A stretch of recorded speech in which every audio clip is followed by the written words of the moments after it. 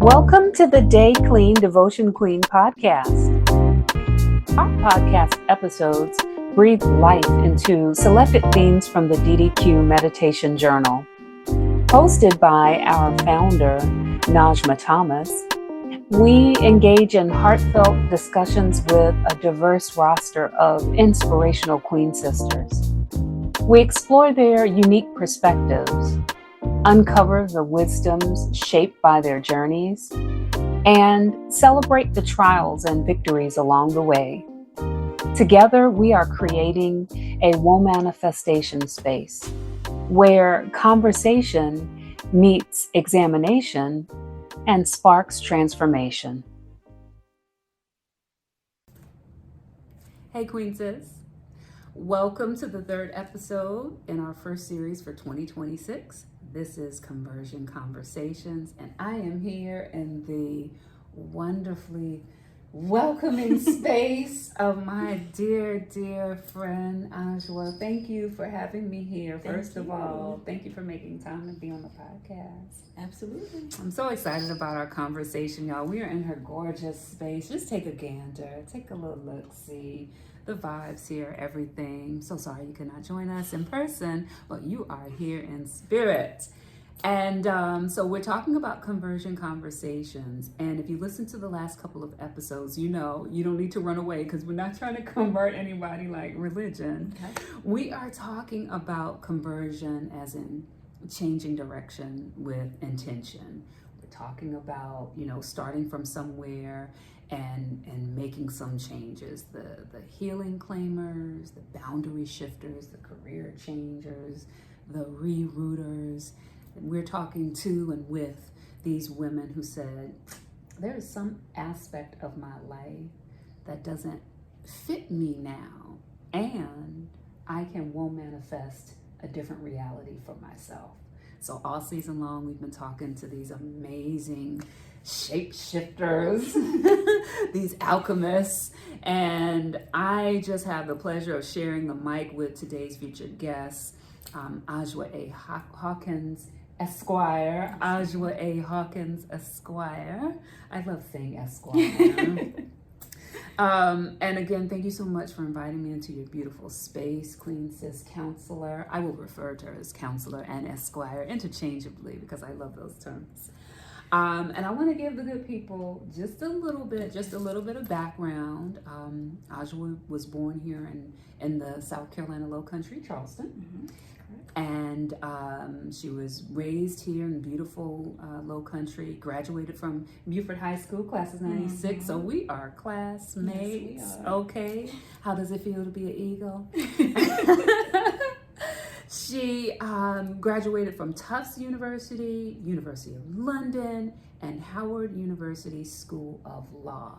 So we are talking with a well-versed professional here and just an awesome person as well. Ajua began her career practicing finance and corporate law in New York and London. She went on to operate her own small business in Pennsylvania, later served as an assistant solicitor for the 14th Circuit in South Carolina. So she is back home with us, where I argue she belongs. Ajua prides herself on being upfront, diligent, and kind to those she works for and with. And it really does shows in her current role as a public defender and in her role as a private practicing attorney with Integrity Law Firm. And I have had the benefit of her legalese, and I must say it was the least lawyer-like experience. It wasn't all yes. It was more, I see you, I hear you, I have the expertise to help you kind of thing. So we're going to get into what I'm saying is, first of all, she's got the credentials, okay, and the experience to back it up, but also she is a change agent.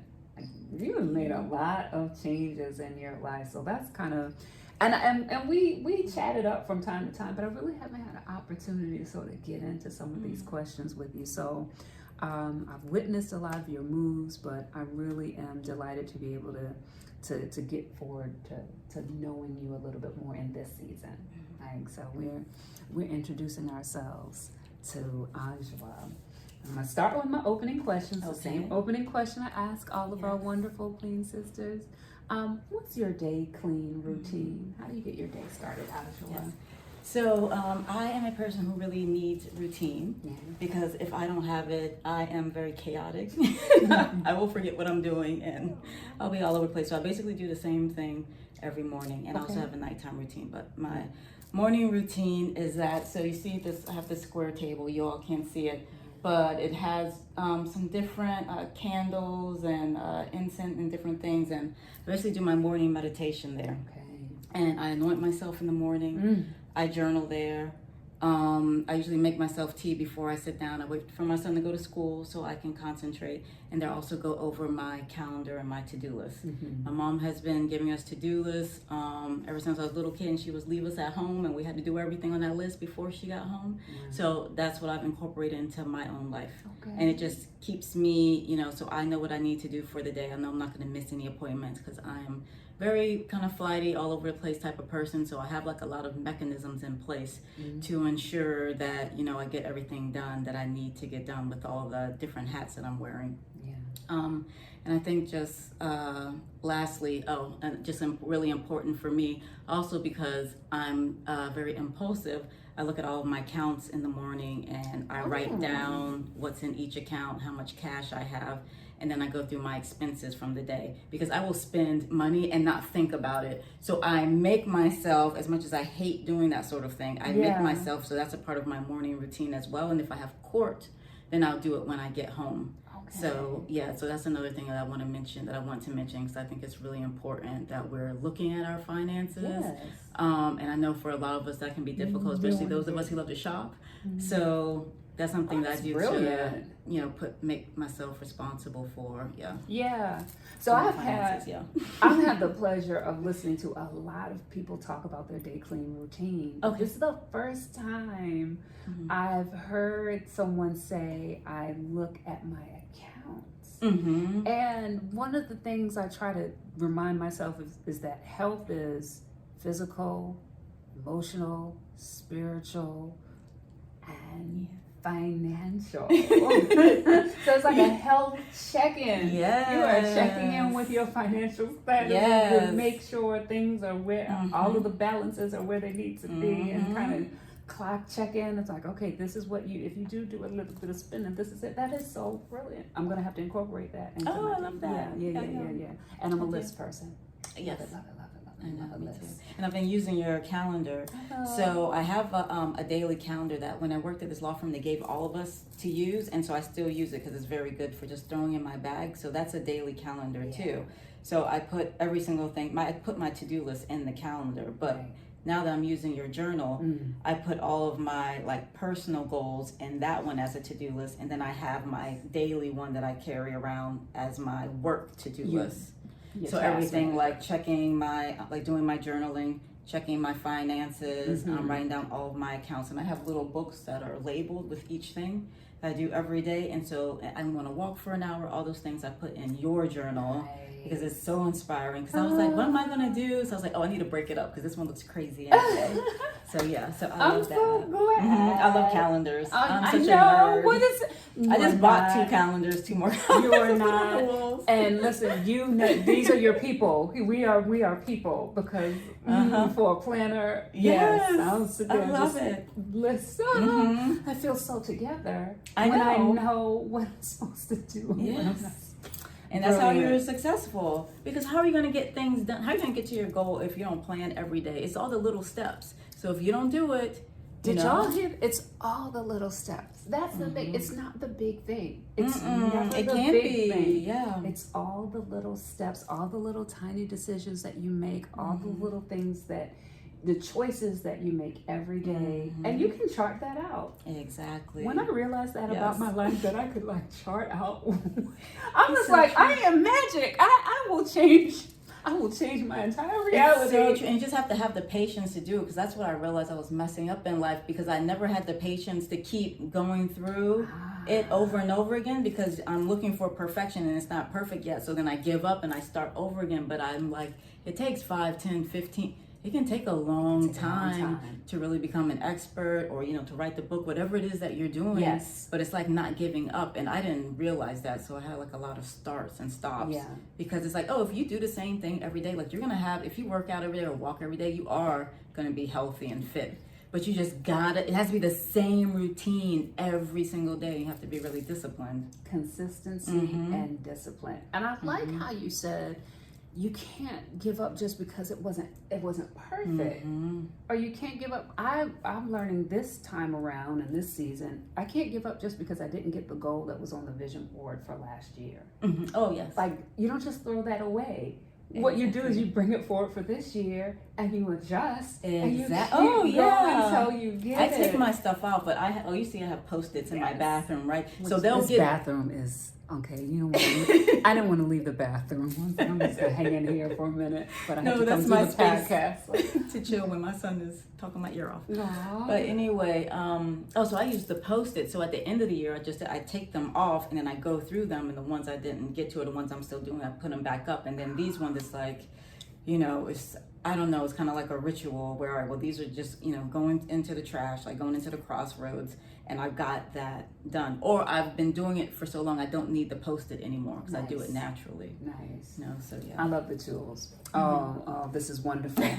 Okay. So that I just really appreciate that addition to my routine, incorporating it tomorrow. Because it's something that I hate, and I'm like, the things that I really don't like, I have to do them in the morning and make it fun. So then I have a little notebook, my stickers and everything, so that when I look, and so now it's a fun part because I feel like we have to do the things that we're scared of, and I'm like, I'm scared of financing. Like, I don't want to look at my bank account. You don't. I'll just keep spending. So now I'm like, okay, and I spend less because I know every day how much I have in my accounts. Y'all didn't know we were gonna get like financial management tips. So I did not realize it. You're welcome, QueenSiS. You are so welcome. Thank you for that. So, Ajua, you've held many personal and professional leadership roles. Okay, so we're talking with a boss here. Mother, private attorney, public defender, creator, all of the things. But you've made some changes recently. So when people meet you, who are they meeting now? Who are you now? Who am I now? I think that, so I'm not good with roles, like with titles. Yeah. So I think, it would be hard for me to say I'm one thing, and especially with being a mother and being a lawyer, those two things, it took me a long time to kind of integrate into my personality. Like, I'm just now my son is 10, and I'm just now getting the hang of being a mom. Like, this is a really crazy thing, and also being a lawyer. So my degree is up here. Which one is it? This one at the top. And if you can see, it is, sorry guys. That's okay, we're looking. It has a wrinkle in it because it was literally, I see right here, balled up in a plastic container, like in the basement or somewhere, because I didn't think I was ever going to be a lawyer again. So I was an attorney for maybe about 7 years in New York and in Pennsylvania. And then after that, when I started running my business, I really stopped practicing. Okay. And I started again when I moved back down south. Right. So that was a huge change because I'm going from basically, I had like a tea and spiritual shop. Yes. So I'm going from running that heirloom to being an attorney again. So I got this framed and got your degree out of the plastic bin, dusted it off. It's like, I think I'll pick up this again. Yeah, I need to make some money. Yeah. So I said, I'm going to go back and do this. And I wanted to go back and do something that I really wanted to do because I never wanted to be a corporate attorney. I got completely sucked into that. And when I was in law school, I wanted to be I wanted to be a public defender. Okay. But I am extremely shy. I know it seems like that now, but I'm naturally extremely shy. And I do not like speaking in front of people. And I was too scared. Do y'all hear the words that are coming out of her mouth? I was so scared. I never even spoke in school. The teacher just knew I was a good student because of my test, but I never even spoke in class. And I had such a fear of it, and so I just couldn't bring myself to do it. So and then working a corporate job, you're just at a desk. You don't really have to speak to anyone, at least not for a while, for many years. They're not letting you speak to anybody. They're not letting you speak to Goldman Sachs. Push those papers. Yeah, that's it. You're just a glorified secretary. Oh my gosh. So you get paid a lot for it. So having been a small business owner, I had to keep presenting my products over and over again. And I would do all these outside marketing events. Oh, so I got used to speaking to people. So when I moved back down to South Carolina, I had to take the bar again because South Carolina doesn't just allow you to come in and practice. You have to go South Cat. Yeah, you have to retake the bar if you're an attorney coming from a different state. And so where was I? Totally lost track. You had to get barred here. So I had to get South barred Carolina. again. So I said, since I'm starting over again, right, let me go ahead and do the criminal law. So that's when I applied for the 14th Circuit. And I remember when you were prepping for the bar here in South Carolina. Oh my gosh, yeah. It's terrible taking a bar after being out of school for 15 years. And then, going but into you bossed it. Mm-hmm. Yeah. Because half the people who got out of school didn't pass it, but yeah. Oh. So but I just think of myself still in that eclectic way, but I had to really change to fit into the culture here, moving from Philadelphia back home. Mm-hmm. So that has been a big adjustment, but I don't know. I think when people meet me, I can tell they still feel that same person. I'm pretty much have always been the same person, like ever since I was younger. It's just living away from home just took the fear away from me to be able to be that person. That person. Uh-huh. Yeah. That's wonderful. That I'm glad that, well, first of all, I'm glad you had Heirloom. Because I was a customer and I enjoyed it. It was wonderful. I love it. But I'm also glad that you found your way back to the law because we need you. Mm-hmm. And you have crafted the kind of attorney you wanted to be. Like exactly. You realized you didn't have to be stuck in that corporate model. Like you could be who you could Absolutely. be your full self and be the attorney too. Yes, exactly. So we love that for you. Mm-hmm. Thank you. So you said this. You said I left home and that kind of opened up my ability to do this thing, to present myself in these ways. What did leaving home teach you? Talk to us about that a little bit more. What was different? You just realize how much you don't know about the world and all the possibilities, and what you just said about being yourself. Because when you're from a small town like ours, you think that's, the whole existence. Yeah. And especially when we grew up, now the population is different, but the population was pretty split.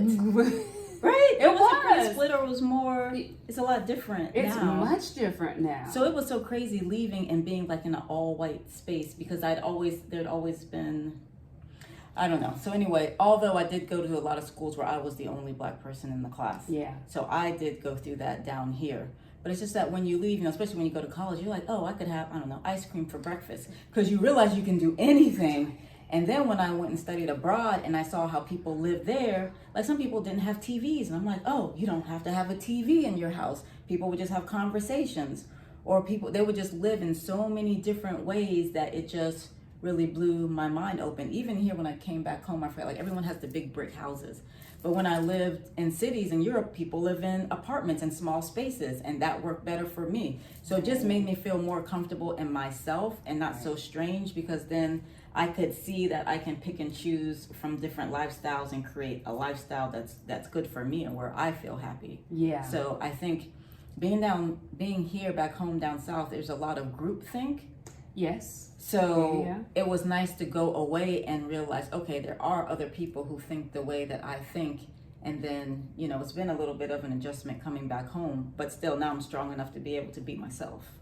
And when you encounter these different kinds of people, it takes that odd feeling away. Mm-hmm. Like the way I want to show up is not different. It's just different from where I was. Mm-hmm. But I'll hear all these other people who want to show up the same way as I want to show up.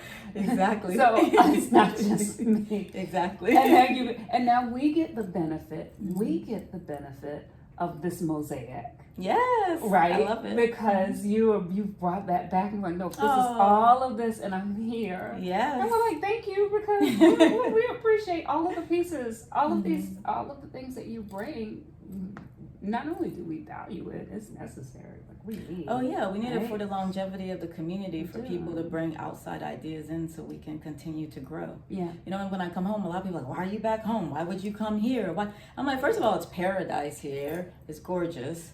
And also, like, these are my people. Why would not? Should I go help Goldman Sachs make more money? That part.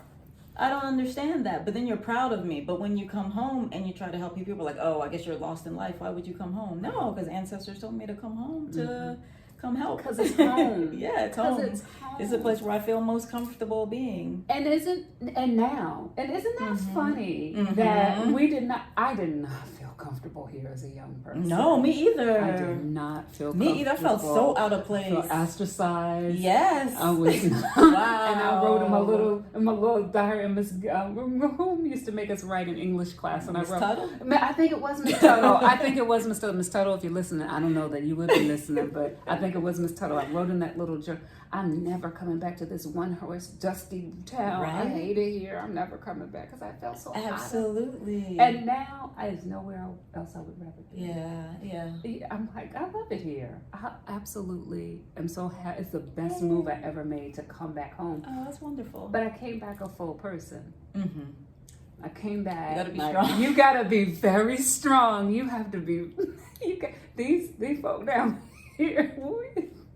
That's why I'm so happy I went through corporate America, because that's about as cutthroat as you get. So I really don't care anymore. Do you understand what I had to deal with up there? Are you kidding me, honey? I'm fine. It's okay. Yeah. No, I don't this is care. the life I'm living. Yes. I don't need you to You love can it. take it or leave it. It's cool. I still love you, but this is me. Mm-hmm. And I'm staying home. And I'm not going in. And there's nothing you can do There's about nothing it. you can do. That's the part that makes them mad. It's all here, and you're going to see me at the post office. Oh my goodness, we've devolved. Come bring it back, Nashma. Bring it back for the community. Oh gosh. Okay. I'm not even going to apologize for all this good time, y'all. Okay, I'm not apologizing for this good time. What has, and you riffed on this already a little bit, well, how has your journey through different legal spaces taught you about who the law is supposed to serve? Oh, okay. Well, that's easy. The law, Yeah. the law serves who wrote the law. Mm. So you look at the people who, it's like a contract, you know. If somebody gives you a contract, that means the person who wrote the contract has the upper hand. You're signing the contract. I think, well, I don't know, when I was naive, I'm thinking that the contract is fair. Fair and balanced. I think it's just balanced. I'm like, oh, why would you give me? But obviously, if you're the person drafting the contract, you're going to draft it in the favor of your client. Mm-hmm. So it behooves the other person to read your contract. Reading is fundamental. Yes, to see what they've put in there that might be against your interest, that you can say, hey, I don't like that part. Can we talk about it? Yeah. Right? So the person who, and especially in South Carolina, the laws are so draconian. And people always ask me to say, oh, well, you practice in other places. Like, is it like this? And I did corporate law, so I can't compare it to criminal law. But just being down here and seeing like the heavy penalties for the crimes, I had someone say, well, I had safe cracking in North Carolina. It was like a misdemeanor. And I mean, that's what he told me. I didn't look it up. And then he said, but here, like, there's a felony charge. And I'm like, yeah. But I mean, even I know with the divorce laws, there's also, and I'm like, maybe even the landlord and tenant laws, because I know up north they are written in favor of the tenants. The tenant has a lot more. Mm-hmm. Yeah. Mm-hmm. So there's a lot of interesting things down here, but you know, we live in a very archaic place. We move slow here, huh? Mm-hmm.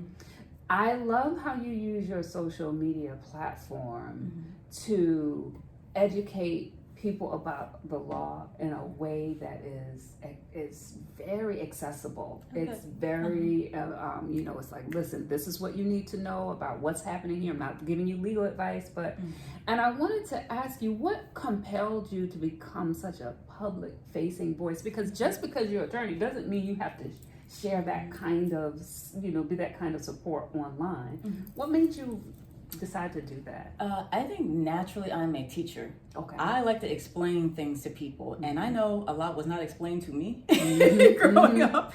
So I like for people to understand what's going on. And also I realized that a lot of, so I do criminal defense work, a lot of my clients, they don't really understand the law, I mean, obviously a lot of people do. Like if you're selling drugs, clearly you get caught, that's going to be a problem. But there's a lot of things where they don't realize how much time they're going to get, how severe it is, and then all of these other things that may come along with a penalty. I mean, besides like being a fine, you might have to, be on the DNA database. You might be on the child abuse registry, sex abuse registry. There's just certain things where they just might not see the fallout and the consequences of what they're doing. Yeah. And right now it's very interesting. So a lot of people end up in criminal court because they've been stopped by the police, and then in some way their car gets searched. So either they may smell marijuana and that gives them probable cause, but the crazy part before that even happens are all the reasons they stop your car in the first place. So for instance, if you roll over that white line when you're turning out of Church's Chicken or wherever, they can pull you over. For rolling over the white line? Yes. And they will give you a ticket, and then they'll say, oh, I see an open container, or I smell marijuana, or For you're rolling acting over very the suspicious. white line? Yes. That has been the most shocking thing is me seeing. I can't get over. I'm so Listen. sorry. Well, you're probably not, and they're targeting certain areas. I was about to say, I roll over the white line. I'm always rolling over. Well, no, I'm trying not to. Oh my, I When also will be paying more close attention. Yes. Y'all pay attention to the white line. Don't roll over the white line. Oh my gosh. Or I had one where, they didn't put the indicator on soon enough. They put, it was before after the 300 feet or something like that. And they pulled the person over. Or your tag light. I got stopped because I had a Howard Law, the casing. Shout out to Asia. Yes. The casing around my my license plate. And that was a reason to stop. So you have the light on it? No. It wasn't about the light. Although that's another reason that they'll stop you too. They'll say that your light's not working. Although not all the cars have that tag light. But I had the Howard Law frame around my license.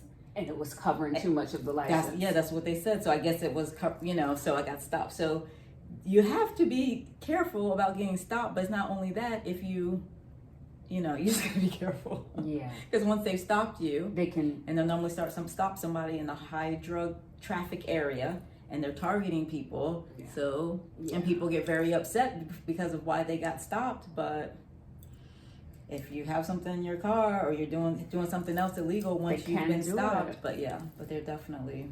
Well, There's you're a lot of doing. reasons. You're doing a public service, kind of informing Because I would folks, never know right? that. I don't know these things either. When were we gonna know it? After you got stopped. That's when you're gonna know it, because you're in ignorance court. of the law is no defense. Exactly. I do know that. Yes, a lot of people don't know that part either. Jeez, I had someone disabused me of that notion. I was like, well, I didn't know, so obviously I can't follow this law that I don't know. They're like, No.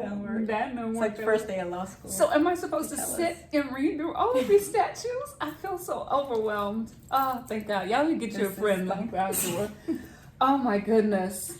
What do you think most people misunderstand about justice? Not just the law, but about how justice works, or how it should. Well, I'm going to speak from the criminal law viewpoint. Yeah. Just the fact that they think that they are innocent until proven guilty because they have heard, well, you should be, but that's not how it works. That's been the most shocking thing, I think, working as a criminal defense attorney, Gotcha. is realizing that it takes one person who does not like you to say something. This person, hit me, and saying if the police believe that person and you're arrested and you can't afford bond, you may be sitting there for a very long time. It's really sad. So And a lot of times, certain jurisdictions may not do proper investigation. They may not even ask you what happened. You might say, well, nobody ever even asked me my side of it. So I think that's the worst part. People will say, they'll be in jail, and they'll say, well, I didn't do it. They'll keep saying, well, I'm innocent, so how can I be in jail if I'm innocent? And I'm like, I'm doing everything that I can, but they're not going to just dismiss a case. That's a lot And of innocent people. Mm-hmm. And a lot of guilty people who are not behind bars.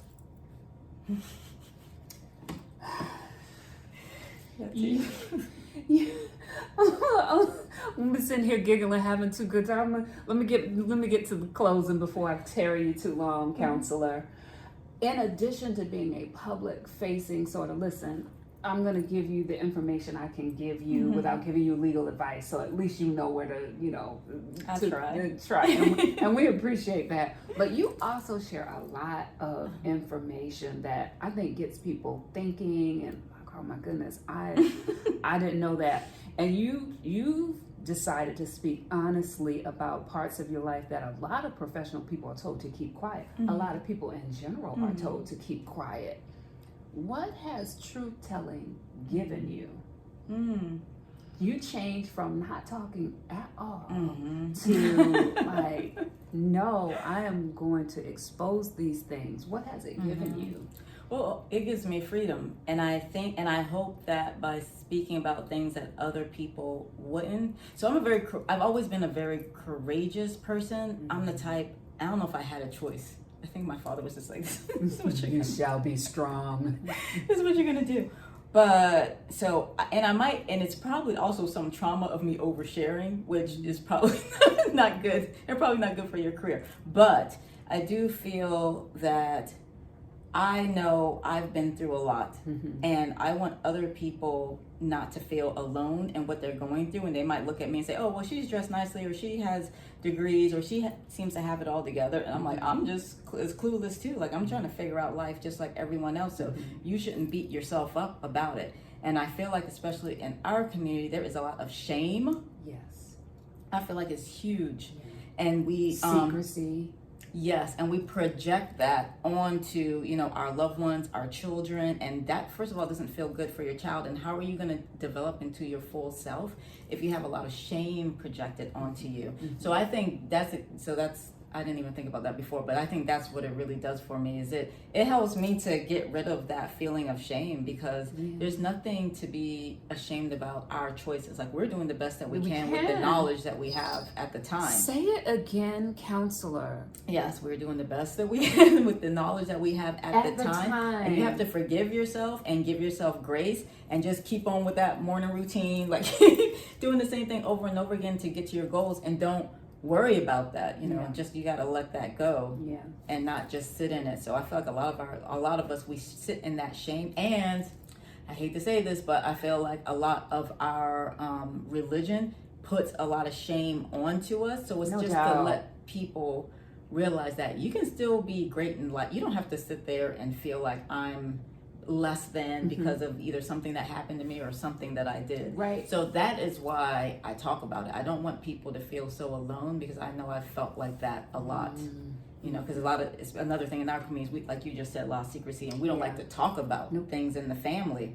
So it's like, well, I'm going to talk about it, because a lot of people don't have a family to talk about these things. Right. So, like I said, it could be career suicide, but I'm the type that don't care. So I don't think it's career suicide. I'll figure it out. I just think it's something that's been put on professional people, that you have to hold this mantra, or this mask, or this sort of persona that I've got it all together and I've never blah blah blah blah blah. No, I'm honest.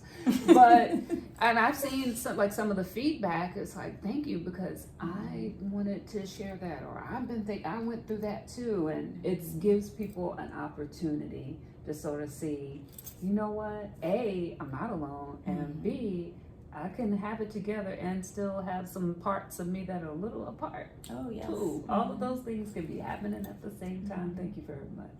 Thank you. Yes, we love that. And I appreciate this season that I see a lot of us in. I say a lot of us, like us homegrown, from these, but we've come back home, and we've crafted these kinds of existences that are multifaceted, that are colorful, that are full, reclaiming healing. And I think maybe giving other people an opportunity to think differently about what showing up here can look like. So it's just encouraging to see you be who you are, because I feel seeing you be who you are, and just like leaning right on into it. Yeah, that's good. It's very encouraging to me. So a couple of closing questions. Tell us, what are you working on now that brings you the most joy and excitement? Okay. I can't talk about the thing that's bringing me the most. I'm still manifesting. Okay. But Take it. secondly, Pick and choose. I am super, super excited because I didn't want to leave so I told you I worked on Heirloom for about 10 years, and that was a tea and spiritual based, kind of like a gift shop. And so I operated online. I had a little store in Philadelphia, and I would do a lot of markets and events. So that is so I studied religion at the School of University in London, and that is just like my heart. I'm just a lawyer because I have to make money. But I would be like a shaman in the woods. This is my day job is just to pay for my shamanism. I understand. I mean, I love it. I love my job. A farmer. Exactly. I would rather be farming on any given day. I just said that earlier today. I was like, my family are farmers, and I am happier being outside and in the field. It's just. Yeah, I would just be outside all day long. All day. So that is my goal. That's like my ultimate goal, to get there. But in the meantime, going back to having a small business and just like having that autonomy. Oh gosh, yes. To create, because I'm a creator and I am an artist who was forced to go to a school that wasn't art school. Stuffed you into this attorney box. All of this beautiful bird stuck into the attorney box. I do my best to be creative where I can with that. Yeah. But so I'm looking forward to going back, and so I focus a lot on altar items. Okay. And that's what I'm going to be working on creating. So I'm just like super excited because I had a pretty nice following in Philadelphia. So I'm looking forward to, because I miss like Philadelphia, like those are my people. Brooklyn, all those people. I'm like, I miss y'all so much because there's so many people who are similar to me there and who get what I'm doing. Yeah. So I really miss that moving down here. Like that was very, I felt very isolated not being there anymore. Yeah. But now I'm excited to, now that I feel like I've put roots back down here, now I'm happy to grow and connect, back up there. And I get the feeling that some of that vibe, some of that willingness to incorporate altars and different levels of spirituality, and I feel like some of that energy is here in the Low Country now. A lot of folks have moved back. A lot of different people are joining us and realizing that some of the things we've been told are, superstitions instead of spirituality. People are having a more open mind. Hello, we have a new guest. She was gonna. New guest. I knew she was gonna start rubbing against the tripod. No, just so cute. She said it's almost time to wrap up now. You've done it. And you were really good. You were really good, Strawberry. You did a really good job. Yes, you did. But I agree with you. I think it's time. Like I call myself an eclectic more. Is spiritual eclectic. And I think a lot of people are looking for diversity. Yes. So you want to add to provide that. Add to. Yes, exactly. I really feel like you don't have to abandon the religious practices of your elders or ancestors. Absolutely. And in fact, a lot of it is Sankofa anyway. A lot of it is the stuff that the ancestors practiced that was kind of whitewashed or subsided into the colonizers' addition of religion, and we get to go back and claim that if we want to. I think. Anyway, stepping off my soapbox. Okay, now, so our listeners are now in love with you. Our viewers are in love with you. And so now how can they get in contact and connected with you? How can they get some of this? Probably the support? easiest way is through Instagram. Okay. So I'm on Instagram at Lawyer Ajua, and that's at Lawyer Ajua. I also have a website which is Integrity Law LLC, where I do a lot of business work for small businesses, contracts, business organizations, filings, drafting documents for them. Trademarks. Yes. So you can find me there. And I think that's the best way. That's awesome. But definitely through the Instagram is probably the quickest way. And I'm going to drop those links in the episode notes. So if you're watching or listening, just scroll all the way down and you'll be able to find them. Okay, counselor. If you could leave our DD community with one truth about this season of life that you're in right now, what would it be? I think right now I'm just focusing on myself. Yeah. And self-care. I know I've heard other guests say that Probably on your it's show. just so true. But I think when you get to this age, it's like you don't really have any time for nonsense. You want to focus on getting to your goals. And so, yeah, and just the routine.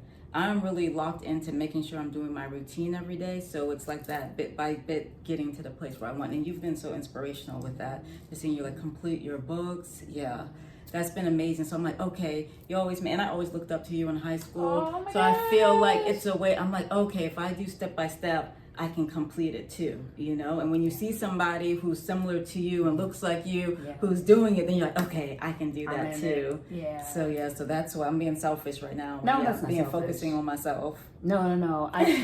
You've heard so many of our guests say it because I think that's the season we are in collectively. It is a collective reimagining of what the next chapter of our life can possibly be, and the kind of control we have over making that happen. Yes, we're so powerful.